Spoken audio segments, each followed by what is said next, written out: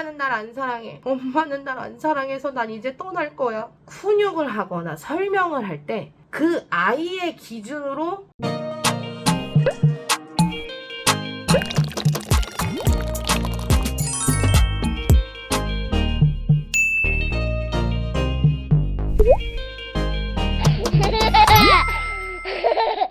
안녕하세요. 작업실사 김주리입니다. 만나서 반갑습니다. 오늘은 형제, 자매, 남매 둘 이상의 자녀를 키우고 계시는 우리 대단한 대한민국 엄마들을 위해서 준비를 한 영상입니다. 일단 저는 6살과 5살의 연년생 아이를 키우고 있고요. 사실 작업치료사가 어떠한 이런 양육에 대해서 배우진 않아요. 그래서 우리 작업치료사들은 사실 애 낳기 전과 후가 달라지거든요. 저도 애를 낳고 나서 새로 태어났어요. 그전에는 냉정했습니다.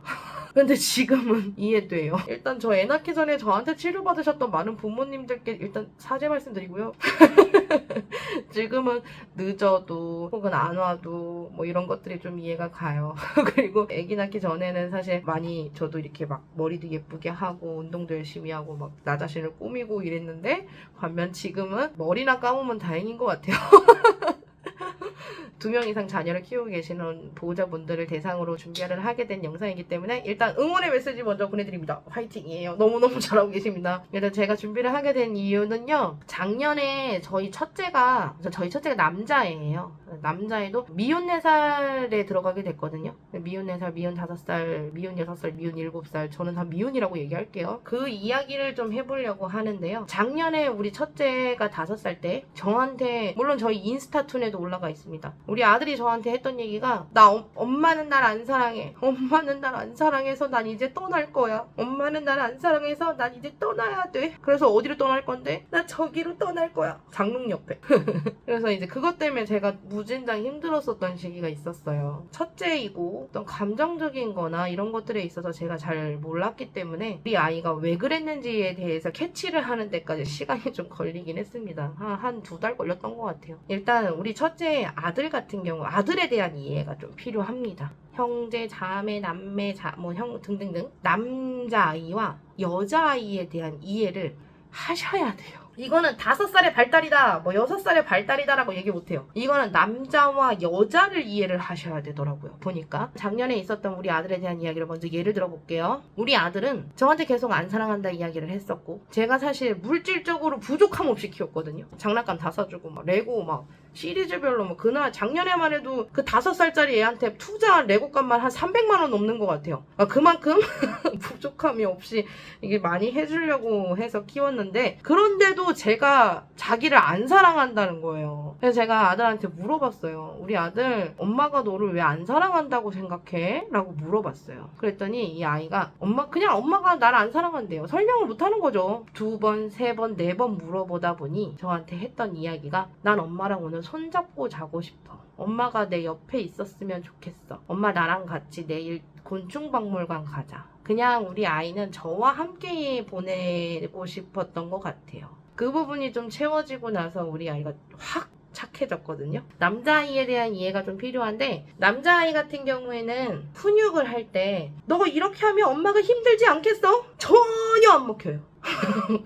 감정적인 코멘트가 전혀 안 먹혀요. 아예 남자아이들은 시선 자체가 굉장히 좁고 깊어요. 예를 들어서 5살짜리 남자아이한테 그림을 그리게 시키잖아요. 사람 그리는 애가 없어요. 공룡을 그리든 자동차를 그리든 지 좋아하는 어떤 걸 다른 걸 그려요. 근데 5살짜리 여자아이한테 그림을 그리라고 시키잖아요. 사람 그려요. 100%는 아닙니다. 근데 이게 상대적으로 그래요. 제가 지금까지 아이들을 봐온 결과 그랬거든요. 그러니까 결국에 남자아이들은 사람에 대해서 관심이 별로 없어요. 사람에 대해서 별로 알고 싶지도 않아요. 주축이 되는 건 나예요. 내가 보여지고 내가 관심 있고 내가 재밌는 거예요. 근데 반면 여자아이들은 사람을 본단 말이에요. 그래서 저는 궁녀가 가능했던 것 같아요. 그래서 남자아이들은 인정을 받고자 하는 욕구가 굉장히 강하거든요. 근데 여자아이들은요 질투가 있어요. 관심받고자 하는 욕구가 굉장히 커요. 사랑받고 예쁨받고 관심받고 스포트라이트 받고 그러한 욕구가 굉장히 강합니다. 그렇기 때문에 우리 여자들 많이 치장하잖아요. 예쁜 백도 들고 화장도 하고 막 거울 보고 막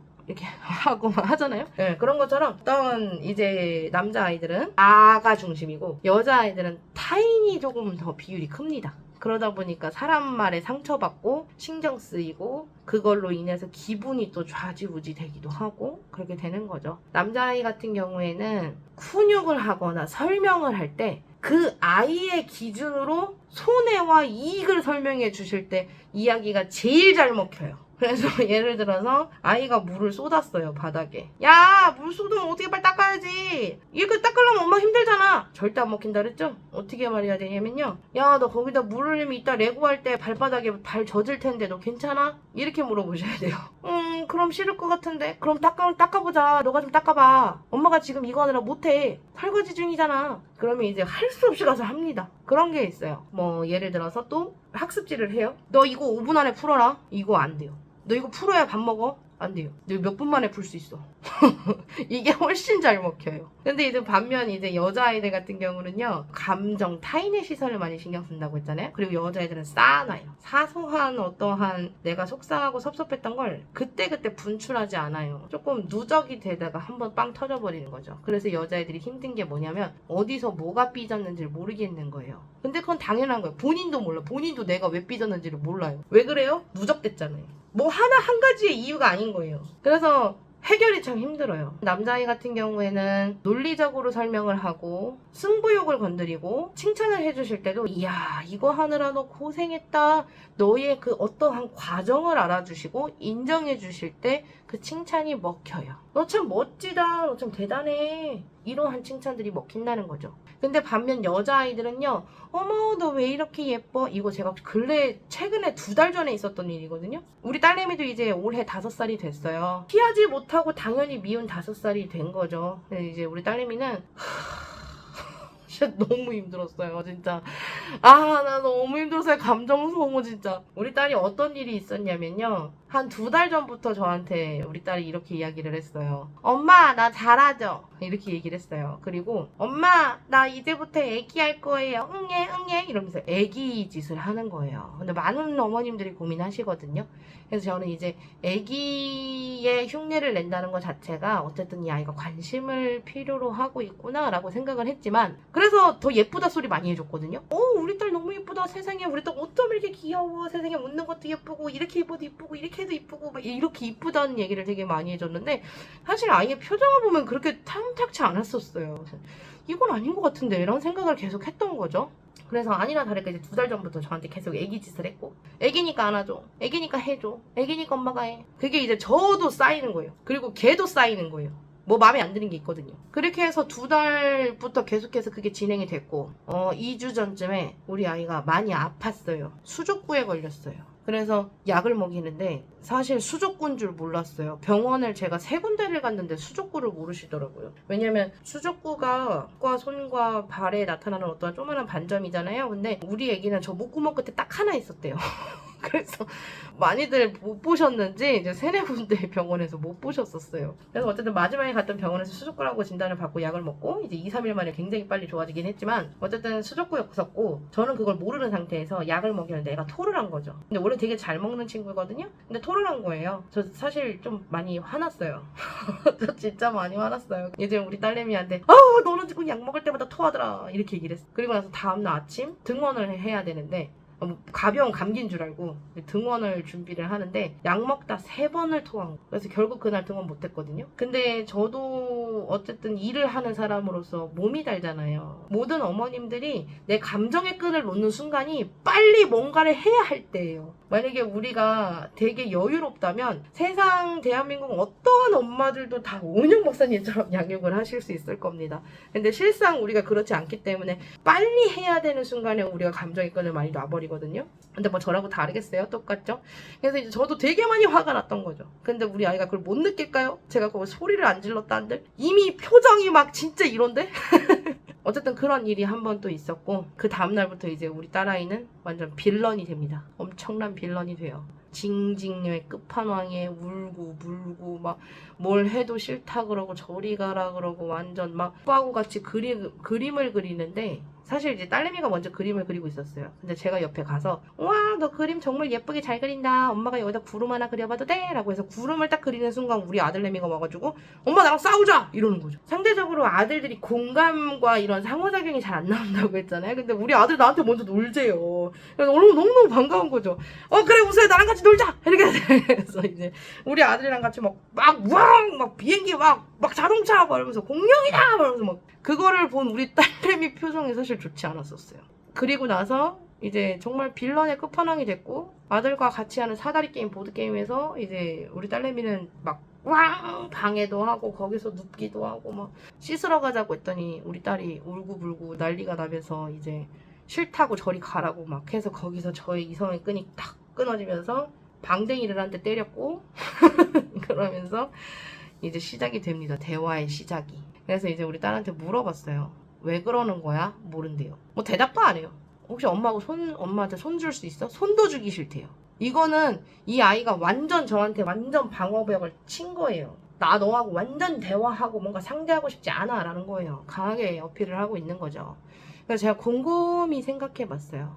그랬더니 우리 첫째는 상대적으로 남자아이들이 여자아이들보다 기능적인 측면에 있어서 좀 떨어져요. 상호작용도 좀 떨어지고요. 그렇기 때문에 아들이 수행 능력이 사실 딸아이하고 비슷합니다. 실상 20개월 정도 차이가 나거든요. 첫째 아이와 둘째 아이가 옷을 입는 그런 어떤 수행도도 사실 우리 둘째가 더 좋아요. 딸아이가 더 좋아요. 첫째 아이가 무언가를 하면 저는 이제 그게 대단해 보이는 거예요. 우와, 너 이거 했어? 이렇게 되는 거죠. 근데 반면 둘째 아이가 혼자서 숟가락질을 하고 젓가락질을 하면서 밥을 싹 다 먹어도 저는 그게 당연한 거예요. 늘 해왔던 거니까. 혼자 단추를 채워도 당연한 거예요.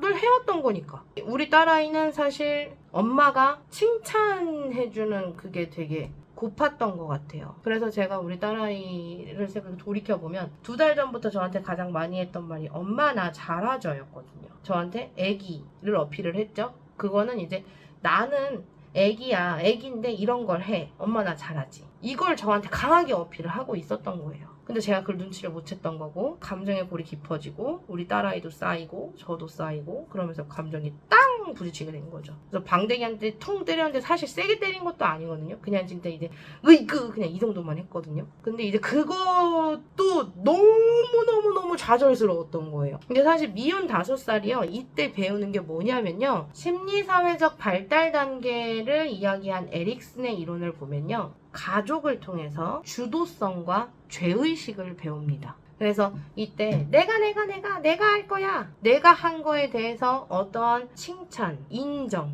관심 이런 것들을 통해 주도성이 채워지고 자존감이 올라가고요. 엄마, 가족들을 통해서라고 했잖아요. 엄마와 아빠한테서 표정, 뭐 예를 들어서 물을 쏟았더니 엄마가 이런 표정을 짓다던가 아까처럼 우리 딸아이 빵댕이를 제가 진짜 세게 때린 거 아니거든요. 진짜 이렇게 으이그 이렇게 통 때린 거거든요. 근데 그것만으로도 아이가 들었던 생각은 엄마는 나를 정말 안 사랑하나 봐. 이렇게 생각을 했던 것 같아요. 약을 사실 빵 터지게 된 계기가 전 그거라고 생각하는데 약을 먹이면서 토했는데 제가 거기서 너는 꼭 약 먹을 때마다 토하더라 이렇게 얘기를 했거든요. 그 다음날 아침에 세 번 토한 날도 유치원을 못 갔잖아요. 근데 그때 제가 그냥 너 오늘 많이 안 좋은 것 같은데 가지 말자 라고 이야기를 했는데 거기서 우리 딸아이가 이랬거든요. 엄마 혹시 나 때문에 차 놓친 거예요? 이렇게 얘기를 하더라고요. 그러니까 이제 아이가 죄의식을 갖는 거예요. 난 나쁜 아이야. 난 엄마를 힘들게 하는 사람이야. 나는 못하는 애야. 뭐 이렇게 죄의식을 갖는 거예요. 나는 피해주는 사람이야. 이런 생각들. 미운 4살, 5살, 6살이 되는 거라고 생각을 합니다. 저는. 근데 결국에는 자존감과 이 어떠한 죄의식, 말 그대로 실패, 좌절 이거를 통해서 배우는 이 밸런스가 잘 맞아야 이 시기를 건강하게 보낼 수 있어요. 그래서 결국에는 변형기 시스템을 건드리는 거거든요. 감정이에요. 이때 자존감, 말 그대로 굉장히 고차원적이고 그리고 감정적이면서 이러한 것들을 조절하는 시기라고 볼 수 있습니다. 그래서 이때 조절을 잘 배워야 돼요. 제가 무슨 말을 하고 싶은 거냐면요. 슬프면 결국에 감정은 흐르는 물과 같은 거거든요. 계단식이 아니라 흐르는 물이에요. 내가 지금 화가 무진장 났어요. 겁나 너무나 화가 나서 완전 빡쳤어요. 근데 여기에서 우리 신랑이 꽃을 사왔어요. 근데 그 꽃을 딱 받는 순간 어머 너무 행복해 이렇게 아니잖아요. 나 지금 좀 열받았는데 일단은 고마워 이렇게 되잖아요. 그죠? 감정은 팍팍팍 180도로 변하지 않아요. 흐르는 물과 같아요. 이 흐르는 물을 자연스럽게 배우는 과정이 필요해요. 감정은 흐르는 물이라고 했죠? 이걸 참아봐요? 그러면 댐이 건설되죠? 그럼 여기서는 불어오르겠죠? 그러면 애꿎은 데서 터지는 거예요. 애꿎은 데서 터져서 두 얼굴 되고, 학교에서는 막, 유치원에서는 막 엄청 잘하는데 집에 오면 빌런 되고, 이렇게가 되는 거예요. 그래서 이 시기 때 감정의 물의 흐름을 배우는 시기다. 그런데 남자아이들 같은 경우에는 어떠한 논리적이고, 그리고 나에 대한 손해와 이득, 그리고 나를 인정, 내가 해온 것들에 대한 인정을 해주면 성취감이 올라가서 자존감이 오르고요. 여자아이들 같은 경우에는 예쁘다 이런 표면적인 칭찬이 아닌 이 아이의 어떠한 마음적으로 느꼈던 고생과 감정의 어떠한 히스토리를 알아줬을 때 자존감이 올라가요. 너무 많이 슬픈 건데 너 버티느라 힘들었겠다.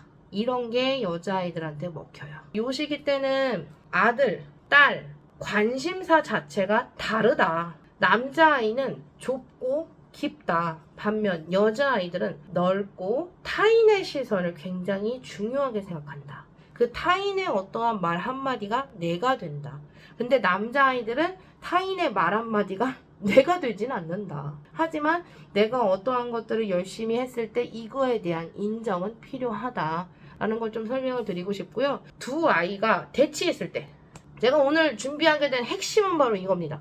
연년생이든 뭐 어쨌든 형제든 자매든 남매든 간에 두 아이가 땅 대치를 했어요. 그래서 한 아이가 막 울어요. 난리가 났어요. 막 난리가 났어요. 자, 이 상황에서 어머님 누구한테 가실 거예요? 우는 아이한테 가실래요? 안 우는 아이한테 가실래요? 대부분의 어머님들은 다 우는 아이한테 갑니다. 그런데요, 우는 아이한테 가시면 안 돼요. 안 우는 아이한테 가셔야 돼요. 우는 아이는 내가 현재 울고 있을 때 현재 좀 대화가 가능한 상태가 아니에요. 방치를 하라는 게 아니에요.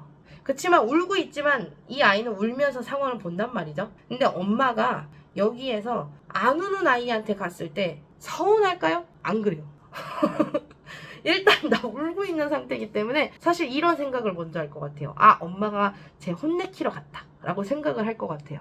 그래서 일단 이 울고 있는 아이도 엄마가 안 우는 아이한테 갔기 때문에 아, 무언가를 해결하기 위해서 우리 엄마가 갔다라고 생각을 하기 때문에 일단 격앙된 게 조금 내려옵니다. 안 우는 아이한테 가는 이유는요, 그 아이가 지금 당장 대화가 되는 상태이기 때문에 안 우는 아이한테 가는 거예요.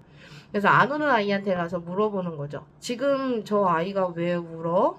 그럼 먼저 물어보는 거예요. 그래서 모르겠는데? 막 이렇게 얘기를 하면 그래? 그러면 너는 뭘 하고 있었어? 나 그냥 블록 쌓기 하고 있었는데? 블록 쌓기를 했는데 혹시 우는 아이가 네가 만든 블록을 무너뜨렸니? 응. 너 그래서 화가 났구나. 응. 이렇게가 되는 거예요. 사실 우는 아이 울어버리면 상황이 끝나고 울어버리면 엄마가 우는 아이의 편에 서버리면 안 돼요. 생각보다 나는 폭발하지 않고 잘 조절해서 안 울고 가만히 있는데 무지 억울한 상황일 수도 있어요. 그렇기 때문에 두 아이가 땅 대치를 했을 때 한 명이 울면 울지 않는 아이한테 데리고 이 우는 아이와 격리를 시켜서 따로 이야기를 하셔야 되는 겁니다. 그렇게 했을 때 상황이 조금 더 정리가 빨리 돼요. 근데 이제 이런 경우도 있죠. 두 아이가 땅 대치인데 둘 다 같이 울어. 이러면 와, 나도 멘탈 터져요.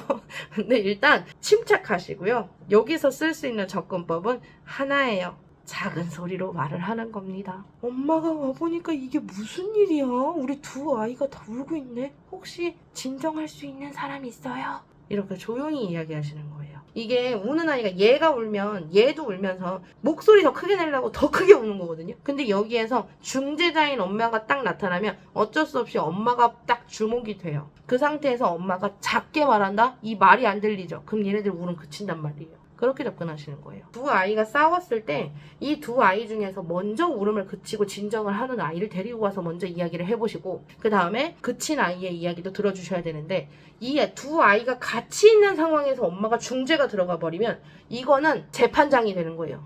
서로 내 의견이 맞다고 주장을 하기 시작하면서 거짓말이 막 나온단 말이에요. 그래서 무언가 이야기를 할 때는 격리가 돼서 없는 데에서 둘이서 이야기를 해주셔야 되고, 이야기를 할 때는 추궁을 하시면 안 됩니다. 의심이 간다고 해서 그걸 추궁하시면 안 돼요. 일단은 확인이 되지 않고 내가 무언가 확실한 게 없다면 그 아이가 말을 하는 걸 믿어주셔야 돼요. 그게 기본이에요. 그게 신뢰도예요. 이제 두 번째 아이가 왔을 때도 두 아이의 말이 다르다고 해서 너 아까 전에 오기 전에 왔던 아이는 그렇게 말 안 하던데? 이렇게 하시는 거 추궁이에요. 그냥 있는 그대로 그러한 상황을 들어만 주시고 나서 아 그래서 너가 화가 났구나. 아 너가 그래서 때렸구나. 그치만 아무리 화가 나도 때리는 건 사람을 해치는 거야. 때리는 건 안 돼. 만약에 다음에 이런 일이 또 생겼을 때는 때리지 않고 해결할 수 있는 방법을 찾아보자. 예를 들자면 네가 그 친구를 위해서 다른 걸 만들어주거나 혹은 아니면 정말 때리고 싶어 미칠 것 같을 때는 그냥 블록을 던져. 이렇게 해서 조금 다른 방법으로 사람을 때리지 않고 어떤 화를 좀 해결할 수 있는 방법들을 제시해 주시는 게 조금 더 현명한 방법일 것 같습니다. 사실 많은 분들이 우리 세대의 엄마들이 애들 우는 소리를 진짜 못 들어요. 우리가 살아온 과정이 그래서 그런 것 같아요. 30, 40대 부모님들이 현재 아이들을 키우면서 가장 힘들어하는 게 우는 아이 달래고 아이가 너무 울고 아이가 너무 징징대서 되게 힘들어하거든요. 이렇게 한번 질문을 해보고 싶어요. 어머님 혹은 아버님은 지금까지 살아오셨던 인생 중에서 행복했던 순간이 몇 %인가요? 라고 여쭤보고 싶어요. 제가 단언컨대 100명이면 100명이 모두 다 50% 이상이다 라고 말하는 사람은 아무도 없을 거예요. 저 같은 경우에도 한 10%, 20%밖에 안 되는 것 같거든요. 감정이라는 건 행복을 말고 행복이 아닌 슬픔, 분노, 억울함, 속상함, 답답함 엄청 많아요. 근데 그 중에서 행복이 차지하는 비율은 50%도 안 된단 말이에요. 근데 지금 현재 살고 있는 우리 아이의 인생이 50% 이상 행복할까요? 얘네들도 결국엔 인생인 건데 그렇지 않다는 거예요. 아이가 살고 있는 상황에서는 행복한 순간보다 좌절의 순간과 대치되는 순간과 계속해서 무언가 불편한 상황의 연속이라고 볼 수 있습니다. 그렇기 때문에 이 아이들이 싸우고 울고 하는 것들은 당연한 거예요. 말대꾸는 하라고 있는 겁니다. 어쨌든 이 상황에서 내면의 힘을 키워주셔야 돼요. 싸웠을 때 내가 그 상황에서 기죽지 않고 남을 해치지 않는 선에서 내 감정을 풀 수 있는 방법을 가르쳐 주셔야 돼요. 참는 게 아닙니다. 감정은 물이 흐르는 거예요. 참게 되면 딴 데서 터져요. 그렇게 생각해 주시고 우는 걸 두려워하지 않으셨으면 좋겠어요. 우는 건 너무너무 자연스러운 거고요. 화를 내는 것도 너무너무 자연스러운 겁니다. 참는 방법을 가르치지 마시고 이것을 해결하고 내 스스로 그 감정의 물이 잘 흐를 수 있게 할 수 있는 방법을 가르치시는 게 좋을 것 같아요. 그래서 오늘도 어쨌든 이 영상을 봐주셔서 너무너무 감사하고요. 다둥이를 키우고 계시는 모든 부모님들께 응원의 메시지 드립니다. 영상 봐주셔서 감사합니다. 구독과 좋아요 부탁드려요. 감사합니다.